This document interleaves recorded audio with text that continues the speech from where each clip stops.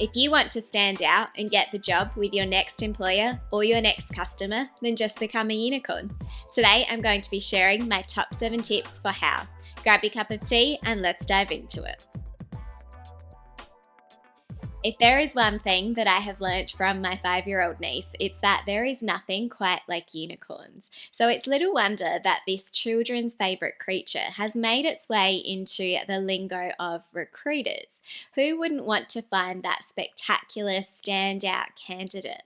Or if you are a customer and you are looking for a potential service provider, don't you want to find that person who seems to tick all of the boxes in this way that other people don't seem to be able to do? Recruiters and customers are increasingly on the hunt for unicorns. It feels like job ads have become these unicorn wanted posters, and unicorn inspired compliments seem to be freely thrown around on LinkedIn. But like with all buzzwords, it's easy to lose track of what being a unicorn in the marketplace actually means. So today I want to share my top 7 tips for how to actually position yourself as a unicorn for potential recruiters or your potential customers. Now let's dive into my first tip. Tip number 1 is to develop rare skills. Being a unicorn personal brand isn't just about the skills that you bring to your work. It is about the unique skills that you bring to your work. So if, for example, you were to compare your skill set to the rest of your counterparts in the marketplace, how does it stack up?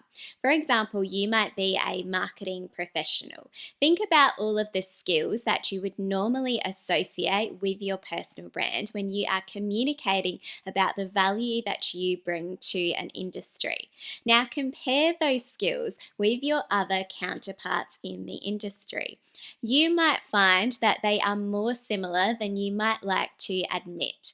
But if you develop rare skills, then you have the opportunity to stand out in the marketplace. But the key is developing rare skills that are of value to your industry or are increasingly going to be of value as your industry progresses into the future. For example, while everyone is hyper-focused on AI, you might be developing your skills in that space while also developing your writing skills. As more people use AI to write their content, for example, then it is going to be more likely that all of the content in the industry will start to feel and sound the same. So if you can develop your writing skills, then you bring an edge to your potential employer or your potential customers because you're able to add a personal tone that is going to help to outperform AI. Because at the moment, AI with human intervention still outperforms AI-only content. So think about this when it comes to your own industry. What is it that is increasingly valuable but rare that your next employer or your customer would value? Tip number 2 is to create contrast. Contrast is one of the most critical aspects of design, and this actually applies to visual design and written communications as well. And that is because it allows the most important elements to stand out. And the juxtaposition of opposing ideas is also something that naturally piques our curiosity. So how can you apply the concept of contrast to your own positioning in the marketplace? For example, if you have a really technical role that is known for being perhaps really numbers and task orientated, you could position yourself as also being particularly people focused and being creative in other ways as well. You become a more rare combination in that industry. So when you think about what the natural inclination is of your industry, how can you position yourself to be a contrast that is really appealing to other people, that they can't help but be interested in? One of my favorite books is Des Hunt's What Makes People Tick, and in it he talks about this building of life that we are all in. And we are all looking at the world through our various different preferred windows. For example, he says that some of us are warm personalities while others are cool. Some of us are shy while others are confident. Some of us are more people orientated while some are more task orientated.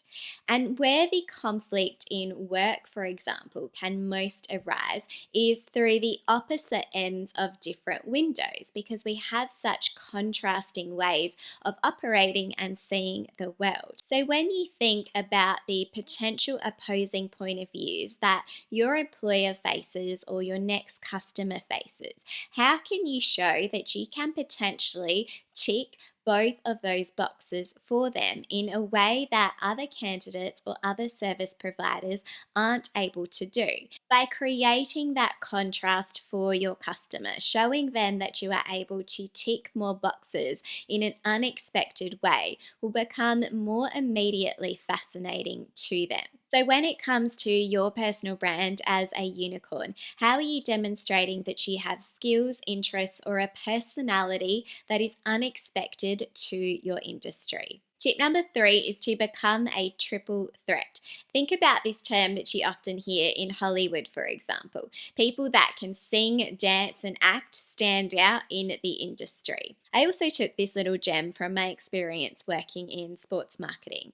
And the players that were able to play both ends, for example, were able to quickly elevate their market value. I also love watching the NBA. So to put this another way, the players that are able to play both defense and offense quickly become valuable assets. Let's take the example of public speaking.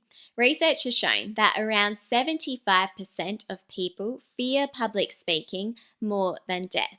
So if you are in the 25% who don't fear public speaking, or you can teach yourself to be in that 25% and to develop skills in this area, then you are going to immediately stand out from the majority. And what employer wouldn't want a next employee who actually loves presenting? Maybe you are a service provider like a coach, for example.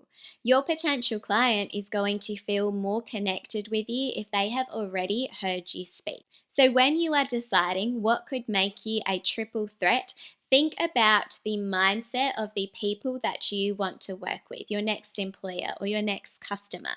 What skills do they need to be able to win in their goals? Now, you might be wondering why a triple threat and not a double threat. Well, I once heard a kid describe when talking about basketball in a TV show that threes are better than twos. So if you can get more steps ahead of the competition, then you are more likely going to be able to maintain your competitive advantage in the marketplace as a unicorn. Tip number 4 is to dot your I's and cross your T's. There is this concept in career development which you may have heard of, and it compares I careers with T careers. I careers are careers that are very focused on developing a deep expertise in a particular field. And this sort of approach can be really valuable. In personal branding, we talk a lot about establishing a niche and developing your expertise in that area. But the problem that can occur with that is that other people may still occupy your niche, and you might not be able to differentiate yourself based on that alone. Where a T career can become really interesting is that it adds breadth to your experience. It shows the versatility of your skills, your interest, and your expertise. And this shows that you can adapt to different environments and different people. Tip number 5 is to wear your point of difference on your forehead. Keep in mind that when it comes to your skills, your experience, and your value, there is no one that is as close to that as you are. Let's think about why unicorns are so appealing. They are almost the horse-like animals that we are more familiar with, but they have this unicorn horn in the middle of their head. They stand out immediately. They are also usually colorful. They bring color to their environment. When you think about the value that you bring to the marketplace, make that really obvious to your potential customer or your potential client. You need to put yourself into their mind frame and understand that they might not know anything about you. So why should you be that person that is going to tick all of their boxes in a really unique way? Be really clear not just about your value proposition, but what your unique value proposition is and how you can use that to help others. Tip number 6 is to stay ahead of the pack. Unicorns are generally considered solitary animals, so don't be afraid to stand out from the rest of your peers or the rest of the marketplace. And by that I mean do the things that other people may not be willing to do. Get comfortable with being uncomfortable. Staying ahead of the pack could mean mastering new technologies. For example, when you continue to climb the corporate ladder, generally as a manager, you become more accustomed to pushing papers than pushing buttons or pushing your technical skills. If you can learn to continue to master technologies and to continue to master perhaps the hands-on elements of your role as you climb the corporate ladder, then this is going to stand out to others as well. Let's take social media as another example. It is generally considered that 90% of people on social media are lurkers. So if you can find a way to be a creator on social media, then you can build your personal brand platform in a way that other people aren't willing to do. For example, you might start a blog, you might start your own YouTube channel or your podcast, you might publish articles on LinkedIn.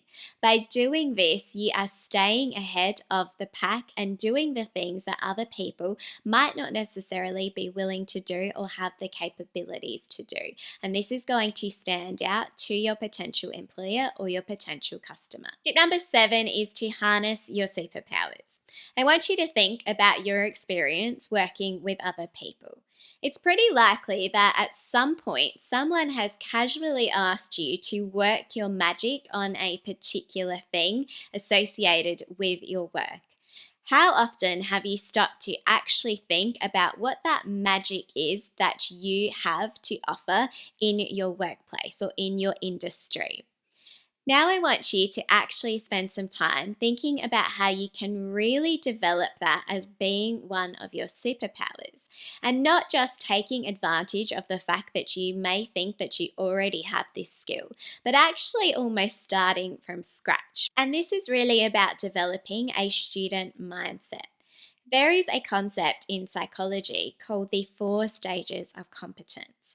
And there is the unconscious incompetence stage. This is when we don't know what we don't know.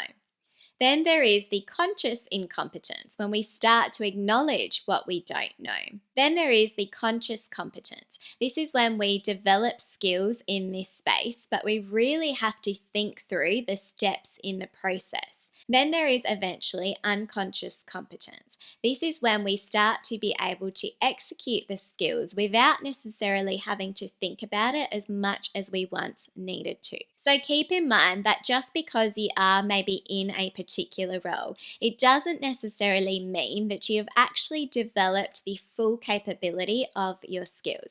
And if you start to rebuild these skills from scratch, then that is where the magic is truly going to happen for your unicorn personal brand. To develop your unique competitive edge in the marketplace, then check out my previous episode on your unfair advantage and discover the unfair advantage that you already have. Thanks so much, and I'll see you in the next episode.